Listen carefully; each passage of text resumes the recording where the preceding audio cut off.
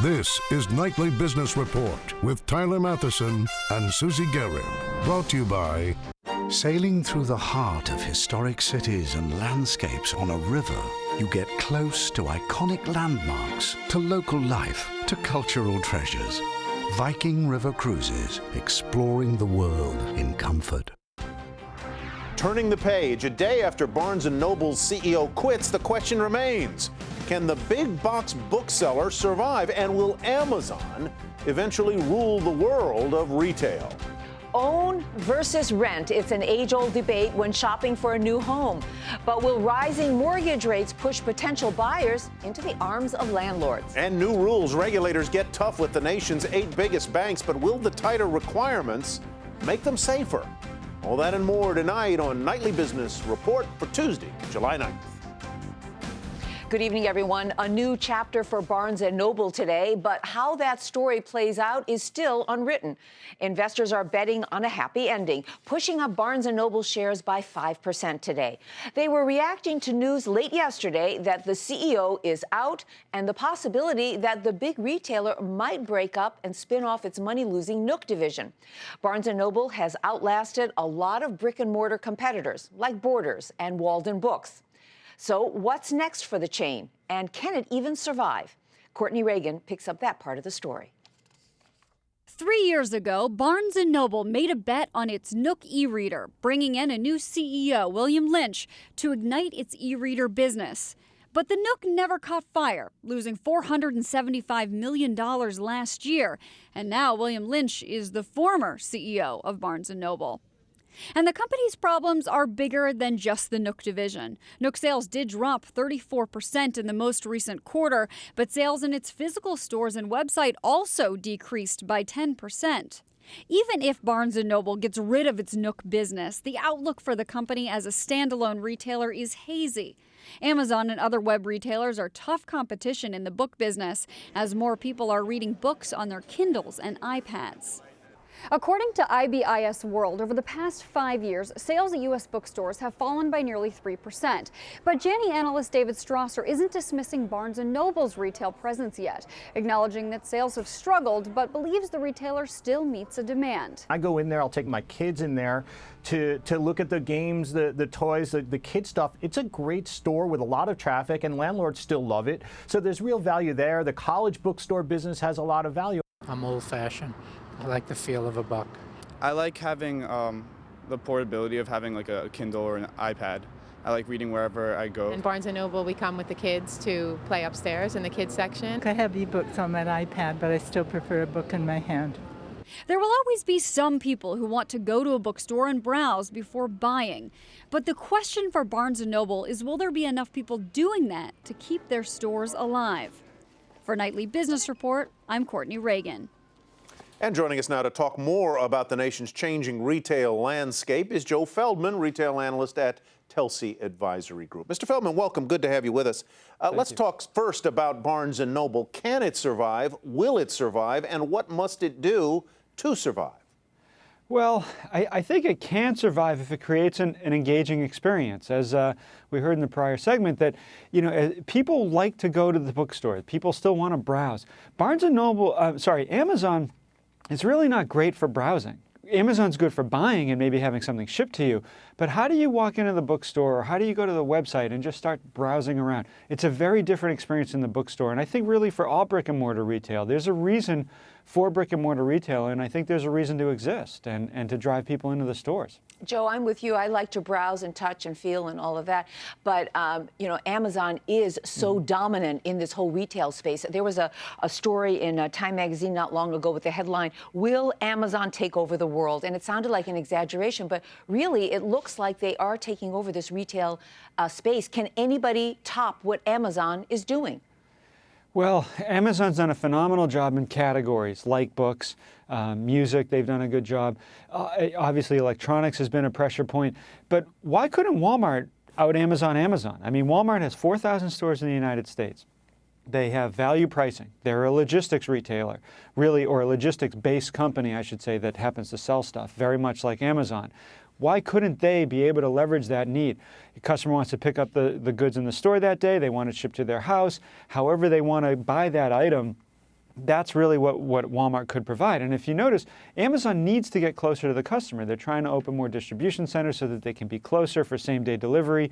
So I think, you know, you also get service, you get private label at stores. There's other reasons to go to the store beyond just, you know, getting that item delivered to your house. You know, you raise an interesting point there, Joe, and I'm given to think of Apple and the way Samsung has come at them, and they haven't out-Appled Apple, but they've made a pretty good run at it. Somebody is going to try and compete and effectively, eventually, with Amazon. Let me turn back to the whole viability of the big box format, which is really Barnes & Noble's thing. Do they have a real estate problem in much the same way that lots of analysts believe Best Buy has or had a real estate problem? They've got stores that are just too big, too costly, and have too many people in them. I do think that there is an issue on that front, that the stores are quite large. They do, you know, they're in generally very good locations, though. That's the one big strength that Barnes & Noble does have. They have very prime locations. So I don't think that they would have great difficulty if they needed to get out of some stores.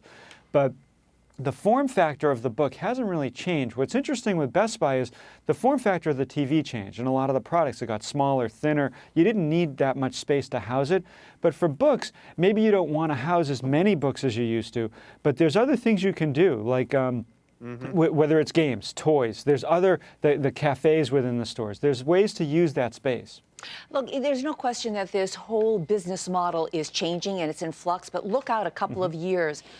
Who's going to make it? Who's not going to make it? I know that Macy's and Nordstrom are spending millions of dollars to have an e-commerce site, and there are lots of other retailers, but who makes it and who doesn't? Well, I think Walmart makes it. I think Home Depot and Lowe's is really not at risk from the internet. I think Best Buy makes it. I think Best Buy is going to make a very good go of it and be a good stock over the next few years. I think, as you said, Nordstrom, Macy's, some of these players, they're investing a lot now in e-commerce. They also offer good service within the stores. They offer differentiated product. They offer private label in some cases. I think those are ways that the big brick and mortar are going to need to compete. They've got to stand for something. That's my basic bottom line on that. Joe Feldman, thank you very much, retail analyst at the Telsey Advisory Group. On Wall Street, stocks rose today on investor hopes that this earnings season is going to be okay. Specifically, they reacted to those better than expected quarterly earnings and revenues from Alcoa last night. Right from the opening bell, stocks moved higher. And then by the close, the Dow was up 75 points, the Nasdaq rose 19, and the S&P 500 added nearly 12 points. And it's just 17 points away from its all-time closing high. And the yield on the 10-year at 2.64% today. Rising interest rates have scared a lot of investors and led to a record outflow of investor money from the world's largest operator of bond funds. PIMCO suffered a massive outflow of $14.5 billion in June, the largest one-month exodus since record-keeping began some 20 years ago. Most of that money, nearly $10 billion, came out of the firm's flagship PIMCO Total Return Fund last month. It has lost more than 4% of its value so far this year. Research in Motion officially changed its name to BlackBerry at its annual shareholders meeting today. But that wasn't the only big change at the struggling smartphone maker. Two longtime board members announced they won't be seeking re-election.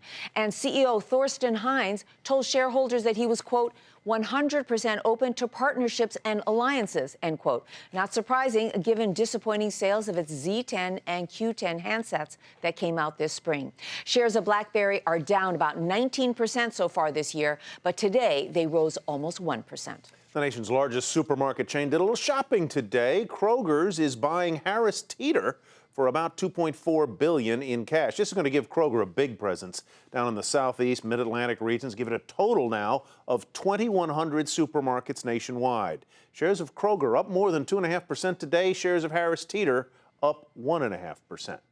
More good news about housing. Foreclosures declined in May from the same month a year ago, while the number of houses already somewhere in the foreclosure process also dropped. That news lifted shares of home builder stocks today. The big winner, D.R. Horton, up 7.5%, while shares of Toll Brothers and KB Homes each rose more than 6%.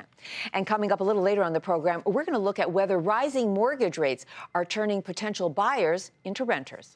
And more good news about jobs, too, today. The Labor Department says the pace of hiring by U.S. companies was higher in May, ticking up 0.1% that month.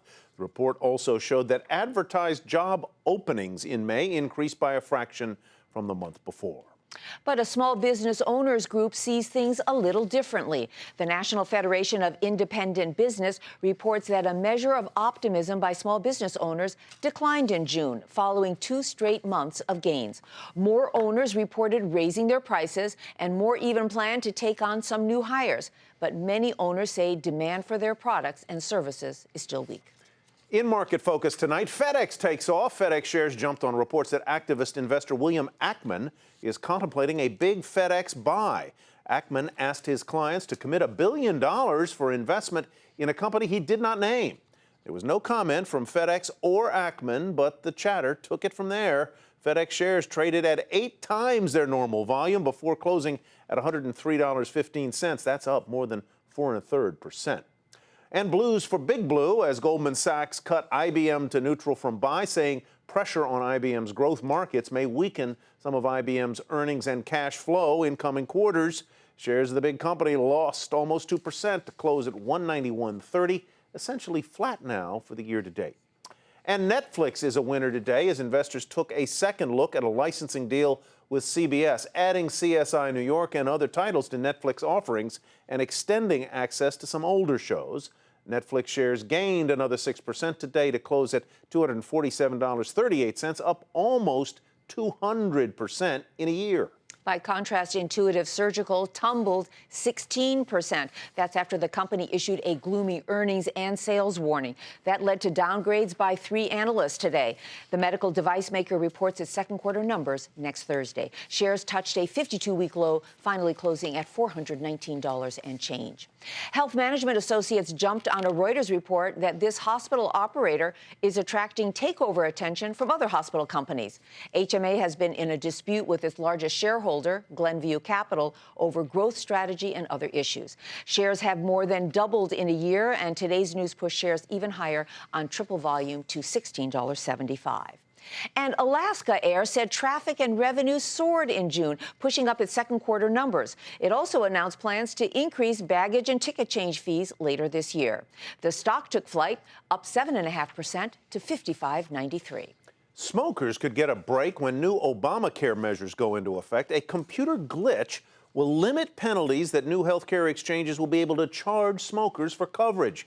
Those penalties could be up to 50% of the total premium, but that glitch will reject some of the highest levies, and the administration says a fix could take at least a year.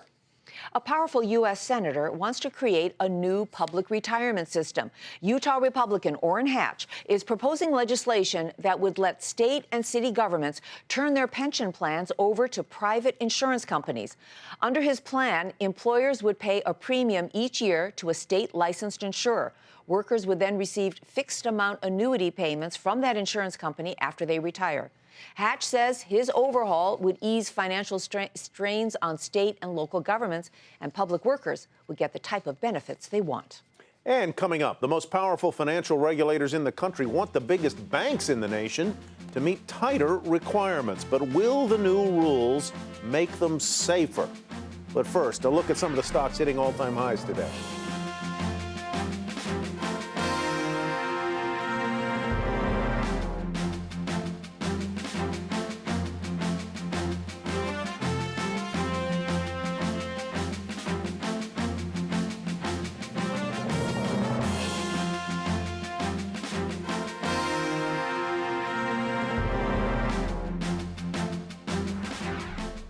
Greece is the word. The struggling Greek government is close to reaching a deal with lenders so it can get its next big bailout payment by Monday. But first, Eurozone finance ministers will decide whether Greece has made enough public sector job cuts and met other austerity targets in order to receive another loan of more than $3 billion.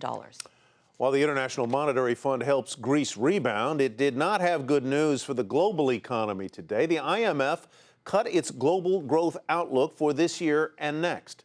Hampton Pearson has the details.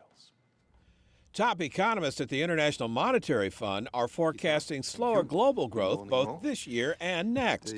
They say the recession in Europe is lasting longer than expected, and China is leading the way among developing countries, seeing a slowdown in economic growth. This means that the focus of policies will increasingly need to turn to boosting potential output growth, or in the case of China, to achieving more sustainable and balanced growth.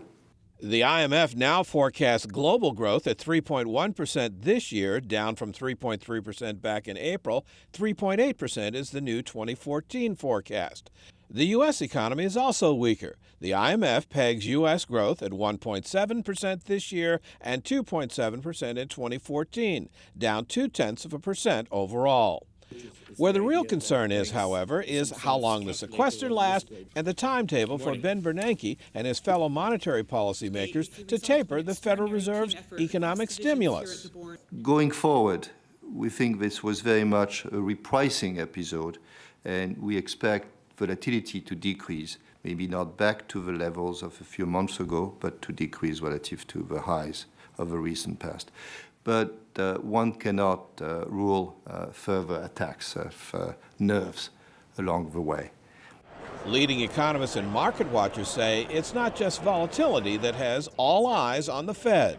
If the tapering causes any slowing in economic activity or increases in interest rates in the United States that would have adverse impacts on foreign exchange rates in other countries where it might force the hand of other central banks. Japan and Great Britain are the two bright spots, both getting upward revisions to their growth forecast. As far as solutions to sluggish global growth, the IMF wants the U.S. and other wealthy nations to adopt more pro-growth policies and bring down their debt. For Nightly Business Report, I'm Hampton Pearson in Washington. Despite that gloomy forecast, there's good news about American borrowers. Thanks to higher home values and rising stock prices, more Americans are able to pay down their debt. Late payments on U.S. credit cards fell to a 22-year low in the first quarter of this year. And if you pay off those cards and are saving more of your money in a credit union, be careful. A research firm reports that credit unions have been raising fees on things like ATM withdrawals, checking accounts, debit card use at a faster pace than banks. The reason? Credit unions are looking to offset a decline in overdraft fees. Federal regulators are proposing strict new rules for the nation's biggest banks. The Federal Reserve, the FDIC, and the Office of the Comptroller of the Currency are all teaming up to make sure banks increase their ratio of equity to loans and other assets from the current 3% to 5%. And they've also set aside higher reserves for their deposit holding units. Kayla Tausche joins us now with more on what this means for the nation's biggest lenders. You know, Kayla, people are always worried through all of this financial crisis, are the banks safe?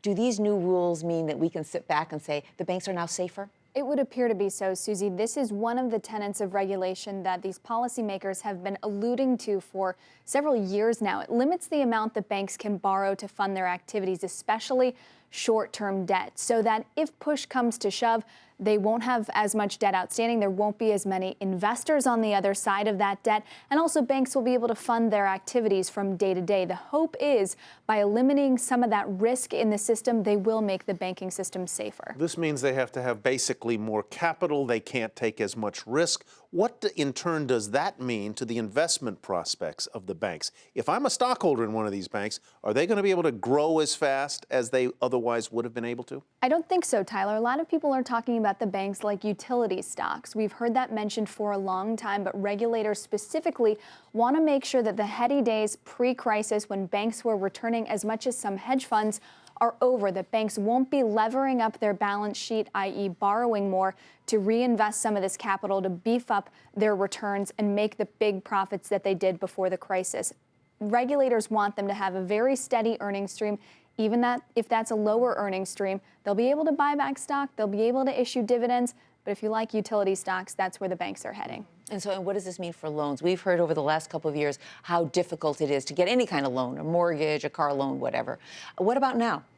Part of the criticism of the lending environment is that because lending dried up almost entirely during the crisis, it's taken a long time for banks to bounce back. Regulators say, one of the leading voices behind this regulation actually said that what happened in 2008, 2009, 2010 was a lending implosion. Loans dried up almost entirely, and that because we're now having a bigger capital base, some banks won't ever have to stop lending even though the growth might be a little slower. Well, that's good news. Kayla, thanks so much for coming by. Kayla Tausche. Thank you.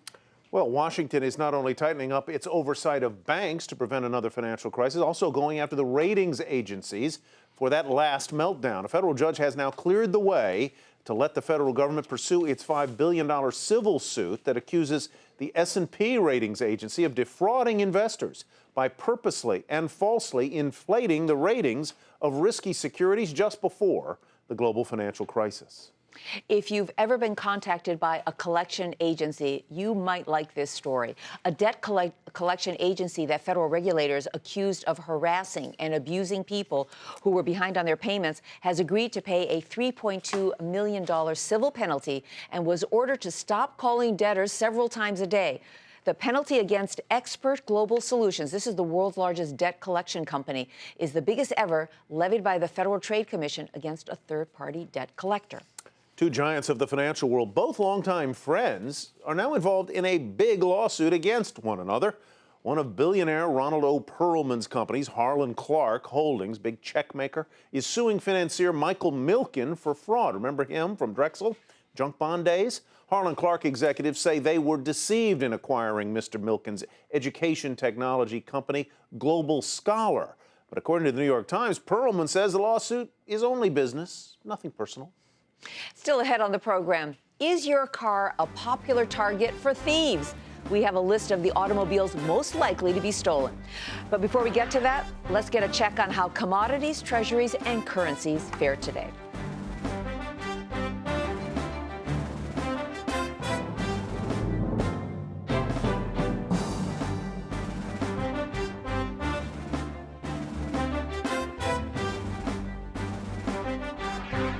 The Ford F-250 full-size pickup truck is a terrific vehicle and a favorite of contractors and people towing boats and mobile homes, and that's the problem.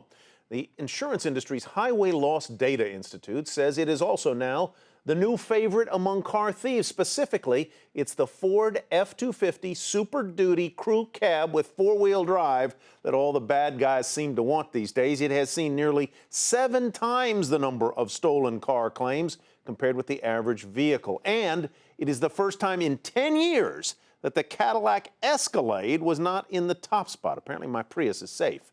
For the complete list of cars popular with thieves this year, log on to our website, nbr.com. We told you a little earlier in the program that foreclosures continue to drop, and with housing prices recovering and confidence returning, the thought was that more renters would become buyers. But mortgage rates closing in on 5% may be turning that theory on its head. Diana Olick has more. In cities across America, apartment buildings are going up. Rental demand took off after the housing crash. Some called it Renter Nation, as home ownership fell from a high of over 69% in 2004 to just 65% at the beginning of this year. The reasons were simple: financing and fear. I'm a renter because I can't afford to buy a house right now. I am scared, in part due to the fact that my father and mother had a lot of problems with the mortgage. Just as housing was starting to recover and more renters were considering buying, mortgage rates jumped over a full percentage point in just the past 2 months. That has some potential buyers even more nervous than they already were. We're actively looking for a place to buy, and right now it seems that from what we understand, the mortgage market was topsy-turvy. While rising rates are throwing a wrench in the housing recovery, they are breathing new life into the apartment sector. Mortgage rates going up by 50 to 100 basis points takes out a lot of the ability for people to afford to buy a home. They're also benefiting the REITs that develop new apartments, names like Essex, Avalon Bay, and Camden Property Trust. With rates going up, it curtails development because it makes it more expensive for developers. That bodes well for the REITs because they're the ones with the capital. Apartment rents rose in the second quarter of this year, up over 2% from a year ago, according to a new report. Rent growth has been slowing, but largely due to weak income growth, and these latest numbers were from before the mortgage rate jump. Rising mortgage rates have already cut the average buyer's purchasing power by over 10%. While rates are still historically low, credit is still tight, and getting that low rate can be tough. Not to mention that consumers' memories are short, and after years of record low rates, the thought of getting a mortgage at around 5% could be a deal breaker. For Nightly Business Report, I'm Diana Olick in Washington. So how much would you pay for an original and functioning Apple I computer? Not that much, apparently. An online-only auction for the rare working computer, along with its original manual, ended today with a winning bid of nearly $390,000, which was less than Christie's auction house forecast and far off a previous auction that fetched $671,000 for a different Apple I desktop model.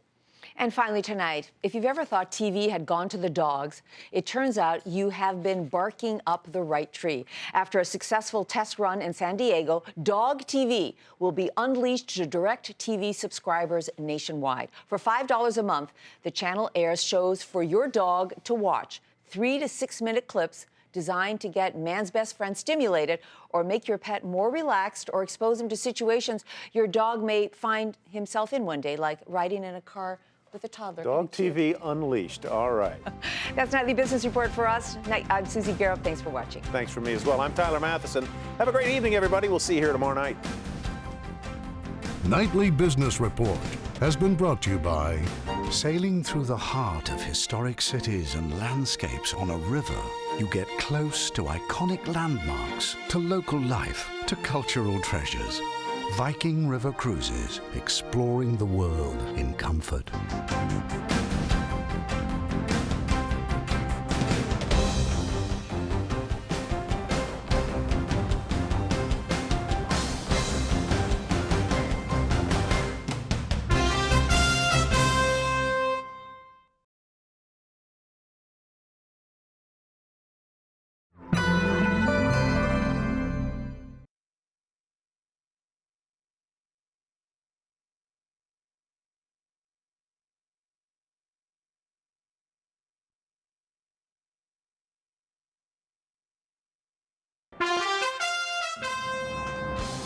I'm Susie Garrett with a Nightly Business Report news brief. Stocks ended higher for the fourth session in a row on investor hopes that this earnings season will be better than forecast. The Dow was up 75 points, the Nasdaq rose 19, the S&P added nearly 12 points. The International Monetary Fund lowered its global growth forecast for this year and next, mostly because of Europe. Foreclosures fell sharply in May, helping send shares of home builder stocks higher. The Labor Department says advertised job openings increased in May. Late payments on credit cards fell to a 22-year low for the first quarter of the year. Supermarket giant Kroger's is paying $2.4 billion for rival chain Harris Teeter. And Ford, the F-250 pickup truck, is the most popular vehicle for car thieves this year. Be sure to tune in to Nightly Business Report right here on your public television station.